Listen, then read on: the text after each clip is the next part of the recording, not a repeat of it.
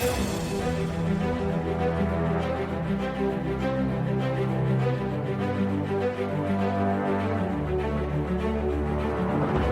spend a lot of time at conferences, trade shows and on Teams talking to people from across the emergency services. I also spend probably too much time on LinkedIn. You'll no doubt have seen my many posts, sometimes too many, sharing content from Emergency Services Times. I'm always looking for interesting things to share and interesting people to interview.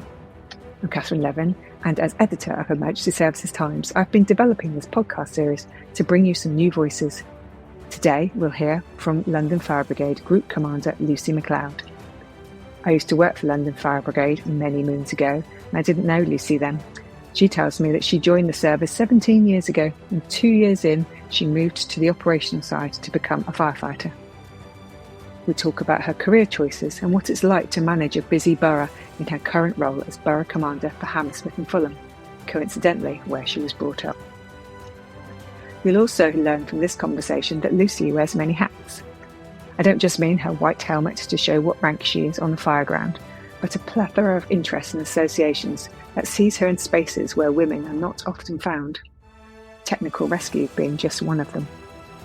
She finds time to study and focus a recent master's dissertation on bariatric rescue, something we hear little about, but she grounds her work in dignity and respect for people who may be in their darkest hour. I don't want to give away too much, so it's just to whet your appetite to listen on. We start this conversation by finding out why she decided to join the Fire and Rescue Service.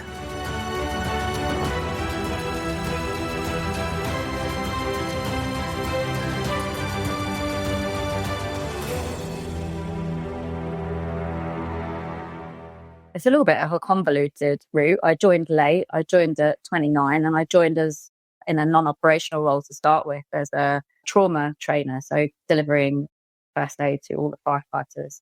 What I realised actually is my story is not uncommon with minorities in the group, in the fire service. And that is that I didn't actually think the fire service was for me. A friend of mine said, why don't you come and work with the fire service? You fit the criteria. I think you'd be really good also as a firefighter. And I was like, no way. Anyway, I did an interview. I got in as a trauma trainer. And then I started a journey to become operational on a multi-tier entry, which was at the time probably the most hated route in the fire service, which was 3 years to competent station commander. And I started that journey because I truly believed that I could make a positive difference in the service. I could see that there were things that perhaps I'd be able to help with. I wholeheartedly believe in service. It's something that is part of me. This seemed like a really good fit. And that started my journey. I'm 17 years in June. So 15 years operational, 2 years non-operational. And yeah, my journey's been an interesting one. And yeah, I feel like I'm just getting started actually. Amazing. So let me just ask you a couple of details about that. So coming in at 29, so relatively late, most firefighters I think would start a lot younger than that. As a woman, non-operational, and then coming into what you call multi-tier entry. Can you explain what that means? So did you mean you came in at station manager level, or you came in and became station manager when you were lower? So could you just explain that to us? Yeah, absolutely. So it was a 3-year program. We came in effectively as watch manager A's.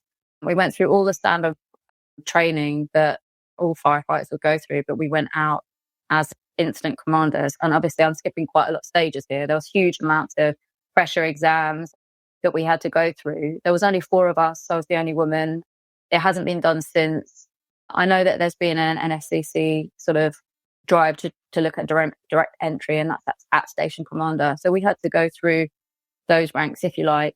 The contract was very interesting because it was 3 years to be competent, but you were on 1 week's notice. So if you failed at any point, it's a huge amount of pressure. And prior to that, I'd not completed, but almost completed a law degree. And actually this program was 100 times harder than doing that. So yeah, it was an eye opener. And because I'd already been in the service for a couple of years as non-operational, I think that gave me a unique insight and did help me. I'd obviously built some relationships with people already, which were able to help me. But yeah, it was a eye opener. Let's put it that way. Yeah, it's interesting to talk about being in the service already and understanding it, because there is a culture. All organisations have culture. And so you've picked up on that and used that to your advantage to come into the operational side. I'm interested that was watch manager to station manager, and now you are group commander, although I think in London we call them borough commanders because you're looking after a bit of London. So we'll come on to that in a moment. But interesting also that you mentioned about the direct entry. So we do have people going through that at the moment at station manager level. So lots of different ways of coming into the service, which is useful for people to know about. So here we are, 17 years later. How long have you been a borough commander? And can you tell us a little bit about Hammersmith and Fulham, where you're based? Yeah, sure. So I've been a borough commander for a year. Before that, I was doing temporary deputy assistant commissioner in charge of all of technical rescue in London. There was a bit of a step change, but actually I grew up in Hammersmith. So it was lovely to go back to a borough that actually I had some sort of belonging to. I went to school, it was my first school. It's a lovely, very busy borough. The local government, the council there are really proactive. It's a really nice place to work actually because we've got some really good relations and we can move things forward really quickly. So I've got 2 stations, Hammersmith, which is a dual appliance. We've got the first operational electric pump there, the Zephyr. So that's been on the run since October. So that's interesting to see what that's going to do over the next year. And then I've got Fulham, which is another lovely station. We've got loads of football grounds. We've got loads of tourism. We've got all sorts of things. Very busy borough. And what are the challenges at the moment in the borough in terms of call outs? So are you seeing any particular trends around house fires, high rises, anything on the sort of prevention side or in fire safety? What are you seeing in terms of what your borough looks like at the moment? I think e-bikes really and the batteries, that I think that's pan-London. We've got a huge gig economy in London, and I think that is really difficult. A lot of those people live in high-rise buildings and charge some of their batteries in their common parts, which obviously is a real problem. So that would be a main concern, and that goes across London. The brigade has a campaign on e-bikes. Do you want to explain a little bit about what you're doing as an organisation to try and make people aware of the dangers and also the prevention messages that come from that? Yeah, we've got Charge Safe, which is being championed. We've got some great communications that have gone out centrally on our social media channels. Basically, it's trying to educate people about what the dangers are and making sure they've got the right batteries. They're not buying chargers and changing the actual, what's the word I'm looking for here? They're not upgrading the bicycle or something they had previously. So we've seen a lot of that. So trying to educate the Uber Eats people and going around and giving them the information so that they can make better choices, really.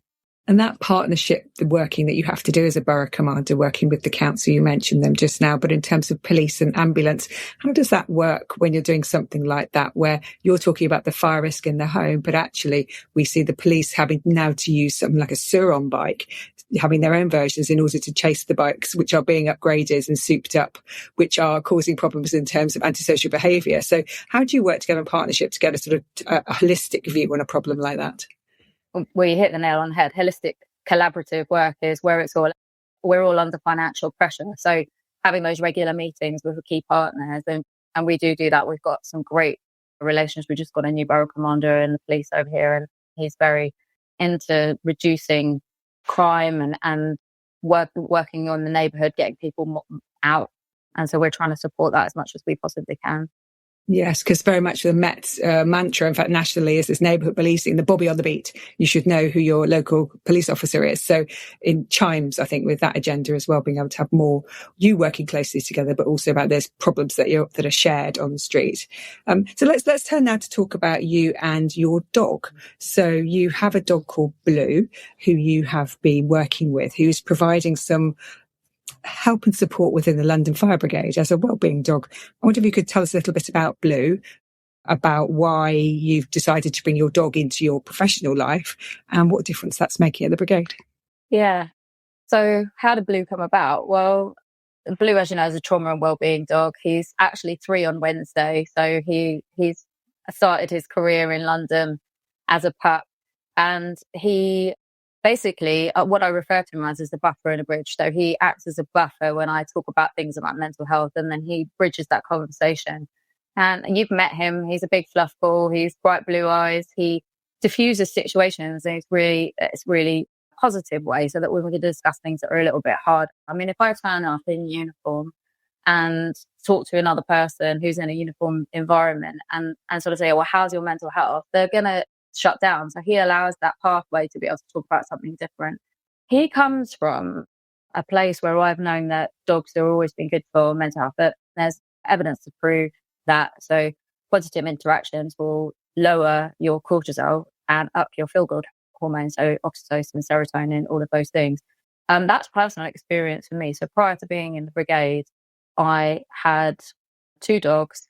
Lucky was one of them, and he basically saved my life. And I always knew that I needed to find a dog to integrate into my everyday work, because as we work ridiculous hours. So how do I do everything? People often ask me, how do I do the things that I do? And the only way to do it is to dovetail one into another. So he is a huge asset and a tool for me, as much as he is for London Fire Brigade. So he's been working now since December 2024, and he's been out at station on walks, all sorts of things. Obviously, he came to ESS, and he just generates that happy feeling. And when people have that happy feeling, they will more likely talk about things that are a little bit more difficult. And that's really important to me, because actually we do an inherently dangerous job. We see horrible things. It's taken for granted, I think. It's really difficult sometimes talking to people outside the service about those things. So you go home and you don't want to tell people at home. Peer-to-peer support has been proven to make a real difference. So that is just an extra he's just an extra tool for me to be able to provide that back. And it's really important for me to provide that back to other people, so that I think previously we were very black and white, and we sort of said, you're either fit to be at work or you're not fit to be at work. And there's a huge grey area. And in that grey area, it's worth exploring what we can do to support people, because actually as soon as they're off sick for a long period of time, it's very difficult for them to come back. Yes, and it's the brigade is doing this more widely. It's not just you with your dog. I think there's a whole scheme. Do you want to explain how that scheme came about and what sort of numbers we're talking about? And the brigade's obviously a huge organisation, but how many people are doing what you're doing, bringing their dogs into the work environment and making the difference that you've described? Yeah, absolutely. So it's OK9 is the umbrella that we work under, which is a police-led initiative. Shelley Robinson was the person who introduced it into London. And we've got about 10 dogs that are working. We've got 15 in the area, and they're it's all voluntary. So everybody who does this on their days off. They come in with their dog, and they're pet dogs. We're in the sort of territory where they're working dogs, but they're pet dogs as well. So they're providing their own time, they're providing their dog's time, and they're going out and doing proactive visits with watchers and I'm starting to do reactive visits. So they're not attending to incident yet. So I know that OK9 are doing some incredible work, and they did send some dogs down to the terrible Southport incident with the young children, and providing that environment, as long as you like dogs, it's really useful. So it's another tool in the box. But yeah, we've been doing that now for a few years. We try and get dogs of all shapes and sizes, all ages. So we've got everything from sort of a 60, 70 kilo dog all the way down to a 5 kilo dog. Everybody has an opportunity to come and share their love. And some dogs love treats and some dogs love balls. It's completely different from your normal working dogs, actually. Yeah, it's fantastic. I think it's a really good initiative, and other services up and down the country are picking it up, which is great. Yes, because I always think of dogs in the fire service as being FI dogs, the ones that are sniffy. And I see there's a lady, Lindsay Sealski, who you probably know. Oh, Lindsay, my favourite, yes. With her little dog, Nis. It's fascinating seeing all the videos that she puts out, just to give a sense of what it takes to take this tiny little pup and turn them into a really useful tool in terms of fire investigation. So it's interesting to see dogs in 2 different spaces in the fire service there. With the dog, you've also made him into the subject of a book. So you've written a little book about Blue and you, and with a big fire safety messaging within it. Can you tell us a little bit about why you've decided to create a book and what your publishing plans are? Yes. So interestingly, you know this as well as I do, a lot of people see the wins, right? They always see the wins, and we don't always have lots of wins. And I think in February last year, I was having one of those times where I wasn't winning. And I thought, you know what, how am I going to change this? How am I going to make this positive? Because on a daily basis, I get called firemen, how do we change that? I'm going to do a little bit of research. Why is that? Why is it that educated people, not maliciously, are doing that? And I realized that actually there's not really that representation. And I'm big about representation, really important. So I wrote 10 books, and it was really about the use of language that segue into how do I get the fire brigade messaging out there, because we're really good at talking about fires. We're not so good at talking about other things. Most of the members of the public don't really understand. And actually, when you've got really well educated people calling you a fireman or a fire thing, or like stumbling over words, you're like, well, something's got to change. And it's the language, right? So the first book is Lucy and Blue Save the Day, and we're real. So people can come and meet us. Children can look us up and have a look. We talk, it's a story followed by a safety message, followed by some activities so that you can get included, and then a bio at the end. And so that's the first one. And the second book that's coming is called Rescue, Rubble and Rewards. And that one has got one of my favourite people in, Lindsay. Unfortunately, not Nis. It's going to be Davey, who's highly decorated as a dog from his work he did in Turkey. And that talks about a collapsed building and going through a story which is age appropriate, and then a safety message. Because how often do we talk about what's important about being around working dogs and what's important about a collapsed building? As a fire service, that's where we sit. That's what we're going to do. And in technical rescue, obviously, that's what I do. And we haven't got any messaging out there. So I thought, right, we could do some messaging there. And then at the back of the book, again, you've got my journey in USAR, and I'm the only woman national tactical advisor in the country. Then you've got Lindsay, who's incredible, and I'm a constant fangirl. I'm lucky enough to call her my friend. And Davey, and then Dave O'Neill, who's actually the co-founder of the Institute of Search and Technical Rescue. And it tells you a story, and then that is linked to a charity. So for children, it gives them a whole host of things that they can look at. And then going through the next 8, because obviously I don't do things by half. There's a water rescue one in the sea. There's one in the river. There's a wildfire one. There's the large animal rescue one. So you could effectively buy the whole series and learn something new at each level. So I'm really looking forward to bringing out the next one. I like the way that you're covering off all the risks there with each of your topics. In terms of being able to get hold of those books, what would people need to do if they were interested in seeing them? Probably the best thing to do is lucyandblue.com. There's a link on there. On there also is some events that I'm doing over the years. I'm trying to also do at least 2 free readings or talks in and around education. So if anyone wants to get involved in doing that, so 2 a month is probably all I can do at the moment because I'm quite busy. But it's really important to me to inspire the new generation to come through and do better than what I've done, open more doors, because that's where the key is: diversity of thought, and allowing that to progress through. That's really important to me.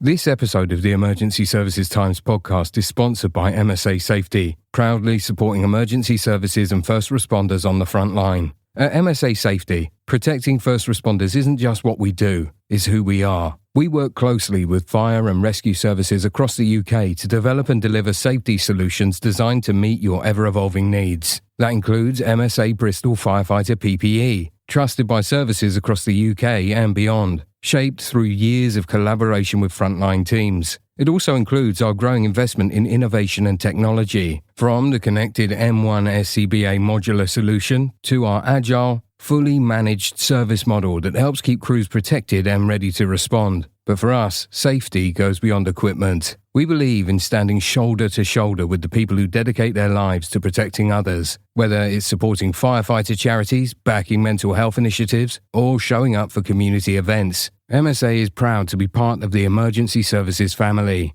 To learn more about our work in the UK and how we're supporting first responders every step of the way, visit www.msasafety.com. With MSA Safety, when you go in, we go in with you.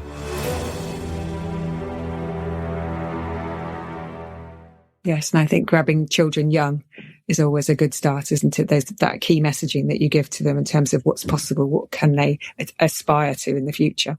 So you mentioned there the Institute of Search and Technical Rescue and Dave O'Neill. You said also you're the only woman tactical advisor in this space. Can you give us a sense of why you've chosen to go into that? You've been talking a lot about wellbeing. We've talked about your role as a group commander in London, but this is another sort of string to your bow. Can you tell us a little bit about it and what it means for your day-to-day work? Yeah, the Institute of Search and Technical Rescue is an excellent place to network, be curious and learn new techniques. So I am actually, again, the only fellow that's a woman in the Institute of Search and Technical Rescue at the moment, which is really incredible. And I mean, that holds quite a lot of responsibility as a role model as well, to try and inspire new people to come in. And it's a place of genuine excellence. So I suppose where I came from is, prior to being in the fire brigade, I was actually a water rescue boat operator anyway, a lifeguard. Also, I used to train lifeguards as well. So my background's always been in water. So coming into the fire brigade, obviously we talk about firefighting, but technical rescue, rope, water, large animal rescue, USAR are things that I love. And I think it's really important because we often lose sight of the fact that it's a technical rescue, but it's not casualty centered. So some of my work in and around bariatric rescue work is about casualty centered rescue, and how sometimes when you're technically minded, you forget about the actual person that you're there for. So this allows me to go on sharing good practice, building community. It's a really great place. And actually, prior to being in that United Kingdom Rescue Organisation, I'm assistant director there, working with Ian Greenman. And I went through that sort of process as well. So I was national champion with my partner, Lara Richardson, in 2012, for trauma, first women ever to do that. And then went on to the World Championships in 2013 and won those. No one's done that before. No one's done that after. No UK team had ever won that either up until that point. And it's sort of like, okay, so I've done this thing, and now I want to make sure other people do. So I went on to be a manager, then I went on to be assessor, then I'm now in this role. And it's really about sharing that information and continually pushing that forward. Some of these places that I talk about, places of genuine acceptance. So you can have those conversations in a really curious, safe way. And we often touched on it earlier about culture. And culture is really important. And in these places, you find a bit of solace in culture and like-minded people that you can talk about things. And that's inspired me. It's absolutely inspired me to do my master's. It's inspired me to go back and study. And I'll continue on that journey till I find some more answers. Enthusiasm for learning is inspiring. And I have to say, I wonder how you find time for all of this stuff. That's an awful lot of hats that you're wearing, from your water rescue, being a lifeguard, and presumably maybe you still do a little bit of that. We're talking about the Institute. So very impressive. So let's just talk about one of those things. You talked just now about casualty-centred rescue and your interest in that. And I wonder whether that links us back to what you spoke about the show. So when you were at the Emergency Services Show in September, you did a session, an early morning session for us on bariatric care. And you talked about the results of your research, I think the masters you just talked about just then. So yes. I wonder if you could just share a little bit about why you're focusing on bariatric in particular and what the issues are in and around London. So, as I said, I joined London in 2009 as a non-operational member of staff teaching trauma. And what I realised very quickly is we were very good at doing things, but we weren't very good at being casualty focused.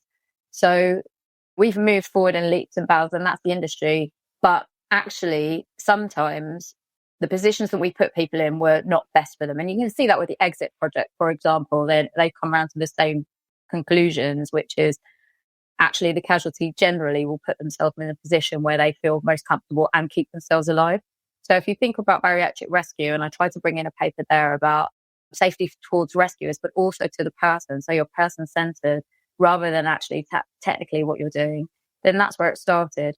As I progressed into London as operational and then technical rescue, I realized that actually this was a minority group that not heard, generally don't come forward. So they're really hard to reach. And when they're hard to reach, we don't really see them until we get to a high impact incident. And my research was about high impact incidents. So if you have one person who is very difficult to rescue, maybe they're having a medical emergency, then you can throw as much resources as you like at it. And actually, we're quite good at doing that. Most fire services can do that. And it's a one-off event. It's not repeated in a short period of time. It might be one a month or maybe more. And in London, I used to go out to an awful lot of these. And I started thinking, well, what are we going to do if we have a really big event with multi-scale rescues, evacuation? We are going to do a dynamic risk assessment. And that dynamic risk assessment leaves this group of people vulnerable to not being rescued in the same way as you or I might be rescued. So how are we going to do something about that? What are we going to do about that? And that's the pathway I took. And actually, it's really hard because until you have something like Grenfell or mass flooding or things like that, and actually you're now faced with this problem, firefighters will come up with a solution. But actually the infrastructure, aging infrastructure and infrastructure in buildings doesn't necessarily support what we would do. So if we can have to throw 6 rescuers to rescue one person in a house that cannot, and the floor can't hold that weight, probably those rescuers are going to make the decision that that's too hard right now. And I'm going to evacuate the rest of the people, especially as we've had do the most for the most, get 10-second triage again is something I implemented in London, and doing all of those things. What can we do for the most? So it's a really interesting concept. And actually it's not a simple solution. It requires early notification. So if you've got those rising tides to like incidents, then actually we can say to people, these are the things that you should be looking at. But quite often, some of the people in the category that we would call bariatric don't think that they are. And it's not until there's an emergency and they can't move around like a person who isn't bariatric, who's got good mobility, that they become an issue. And we need to find more people to help them. And actually, that's really hard. It's a really vulnerable group of people. So I'm doing some further studies on that. And hopefully in the next year or two, by using some of the international learning in Japan in particular, does it really, really well, I'll be able to come back and give you some more recommendations about how we integrate that into the UK framework. There's lots of elements to what you've just been saying. I'm interested in this concept of hard to reach because when you think about how fire rescue services manage risk and think about their integrated risk management plans and how they're going to assess what resources they need, what people they need, what the responses are, it's all done on the basis of risk. So if you know that these people are hard to reach, that they are high impact incidents but low probability, then how do you as an organisation work out how to get your resources in a position where they can actually respond effectively so that they're not the ones that are last to be rescued? Is that something you've talked about within London Fire Brigade? I keep talking about it. Someone's going to be bored of me eventually. We've also got these new law coming out in April, which is the residential piece, which will be helpful. So that does, and I've talked about it in London with some people within fire safety, actually. And hopefully I'll be at your event in April talking about it. So I won't give too much away, but there is some indication there that if we know about the person prior to the event, obviously we can do something about it. And there'll be some onus on the responsible person there to help us do that. They are still a niche group. And what I mean by hard to reach is they don't want to talk to us because there's a huge stigma in and around people who are very overweight. And that's a culture within the UK. It's culture in other countries too. But the infrastructure in and around us doesn't help. So if you think about the different infrastructure in, say, America or Australia, where it's bigger houses, bigger doors, bigger cars, all of those things, that's more helpful. Whereas if you think about central London and the old Victorian houses and the stairs that are in, then that's really difficult. If we're looking at high-rise buildings, that our peaks will come in and we might have an opportunity to help those people make sure they've got an early evacuation plan so that we can work around that. But that doesn't help people who are not. So still work to do, but it's moving in the right direction, I think. Yes. And so you'll be speaking at the fire safety event in April. That's what you're referring to just now. Yes, I've been asked to. So hopefully I will be, yeah. Great. So that's good to hear. So fire safety event is run by 19 Group, as is the Emergency Services show. So they're one of our sister shows. So that's good to hear that you're in that space and thinking about it from a residential evacuation point of view. So that all just shows how it kind of meshes together, doesn't it? And it leads on quite nicely to my next question, which is around the local resilience forum. So obviously within your borough, you're working with your partners. You're thinking about the Civil Contingencies Act and so forth. At the show this year, we are going to have a local resilience forum conference, which is being led by West Midlands LRF and by yourself. Now, I just think it would be an opportunity for you to perhaps give us some early doors understanding of what it is you have in mind for us, you and Luke, and give us a sense of the kind of themes that you'll be looking at to putting on this conference, which will run alongside the Emergency Services show. Sure. So I met Luke in Taiwan at a conference last year, and we went out to do some academic work together. And actually, I'm really interested in bariatric rescue, community resilience, all of those. And they do it very differently. It's a whole community event.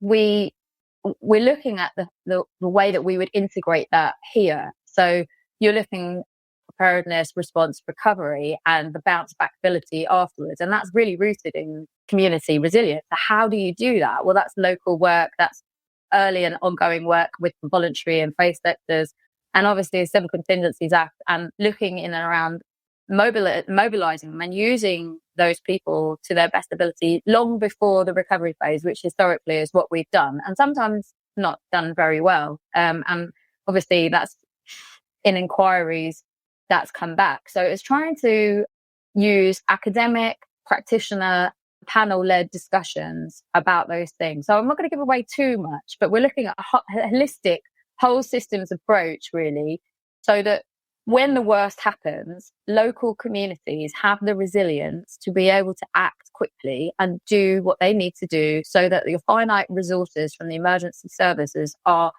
targeted to those people who really need us. And that's what they do amazingly in some of these other countries like Taiwan and Japan. Local communities move really quickly and really well. And if we can inspire that here, that would be amazing. Yes. How interesting that you've met in Taiwan and yet he's in Birmingham and you're in London. What a funny world.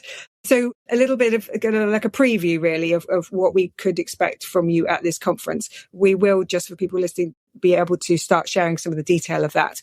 We're just going through early doors development of that. So exciting to have you at the show in that capacity.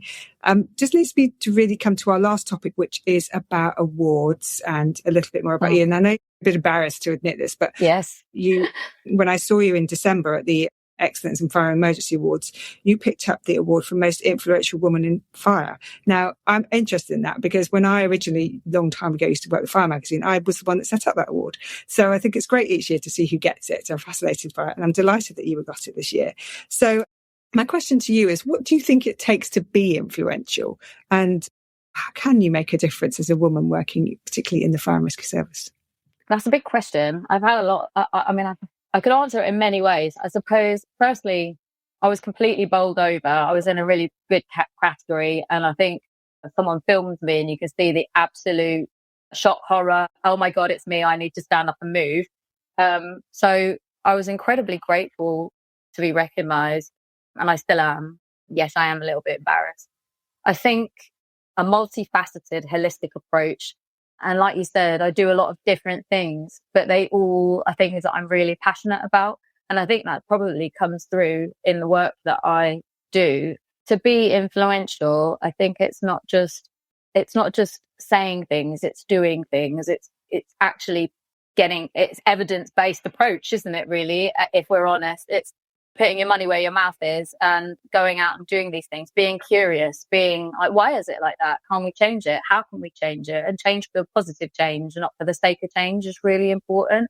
And knowing that doors are going to close in your face and just carry on and keep moving and find your tribe. And that's your in the Institute of Search and Technical Rescue, a Kingdom Rescue Organisation. I'm recently becoming a fellow of the Institute of Civil Protection and Emergency Management as well. And progressing that. So it's that rising tide of, look, this is happening and it's really important. So I think the second question that you said was about advice for women. Was that advice? Yeah, so it was around, I mean, all of these things are amazing. And I like the fact you talk about a multifaceted approach. You talk about the sort of holistic nature and how everything connects together, which I think has been very clear from this conversation. And the sense of just carrying on not regardless, but carry on even when it doesn't quite work. Because sometimes you just have to keep going and be resilient, which I think is a very strong message that's coming from you today. And about finding your tribe, finding the people who think like you, but also the people who don't. So that challenge that you can't just surround yourself in that sort of echo chamber. But I suppose my question, it was also around being a woman in a very male world. And is there something about what you're doing is specific to you being a woman in this world? That's really what I was after. Yeah. So, as you know, and anybody who's listening, being a firefighter as a woman, there's only 8% in the country, 10% in London, which is quite nice. But it is difficult. Absolutely, it's difficult. I don't fit what you would expect. Quite small, got long blonde curly hair, all of those things that you wouldn't think is a firefighter. And then I chose to go into an even more difficult world as well. So I didn't just decide, I'll be a firefighter. I'll be an officer. You know what I'm going to do? I'm also going to do technical rescue. There's hardly any of us. There are some. They're brilliant. What I hope I'm doing is showing that you can be different. You can be yourself. You can be passionate about these things and reach for the stars. Actually, hopefully that's allowing other people to do that too, because I'm really passionate about it. If you can see it, you can believe it, you can be it. It's really important. And actually, some of the people who have gone before me, and me included, up until fairly recently, you survive and you take on a personality that you feel that you need to be in order to survive. And that's not what it should be about. It should be about genuine interest and passion, thriving in an environment where actually we do need a step change. The culture in the fire service up and down the country is not great. We know that. The HMI report said that. So continuing to crack on in different areas, which is notoriously male dominated, and having a voice in that is really important to me, because that will inspire people behind me or in the same place as me. And actually, you touched on something earlier. Resilience is something that you need by the bucket load. And sometimes you have good days, sometimes you have bad days, but that is the most important thing. If anyone said to me, what do you need to be in the fire service? Resilience. Everything else I can teach you. Everything else. Absolutely. You can apply yourself. You can go to uni. You can go to courses. You can go in the gym. But resilience is the one thing that would be really important. And women are unique in that respect. We have bucket loads of it. It's just being able to apply it in the way. And men, I'm not leaving out men out of this conversation. I've got some incredible allies in my friend group. But yeah, really important, breaking down those doors and getting people behind us through. That's what I want to do. I would normally at this point be asking you for advice for our listeners, but actually I don't think I need to, because you've just given it to us. I like that idea of you reaching for the stars and that you should be thriving, not just surviving. They're very strong messages, and you are a very strong role model. So thank you, Lucy. Thank you for joining us today. That's very kind. Thank you so much for having me. Inspiring generations and opening doors, says Lucy. My thanks to her for taking time to talk to me about how diversity of thought is important to her. She talks about surviving, not thriving, taking on an acceptable personality to be accepted. I've heard that from many women in the fire and rescue service over the years. She says that's not right, and I agree. I'm encouraged by her focus on resilience, to have it by the bucket load. And, as she says there at the end, she's continued to crack on and have a voice to inspire others. She's involved in so many aspects of fire and rescue service life that I have no doubt she will influence and inspire many more in the future. Lucy will be at the Fire Safety event in April and co-hosting the LRF conference running at the Emergency Services Show on the 16th of September. Be sure to register for both events run by 19 Group, home of Emergency Services Times. That's it from me for now. Episodes of this series drop every Tuesday. All our podcast episodes are sponsored by MSA Safety, and we're so grateful to them for their support. Be sure to share, like, and if you haven't already, subscribe to For Every Response, the podcast from Emergency Services Times.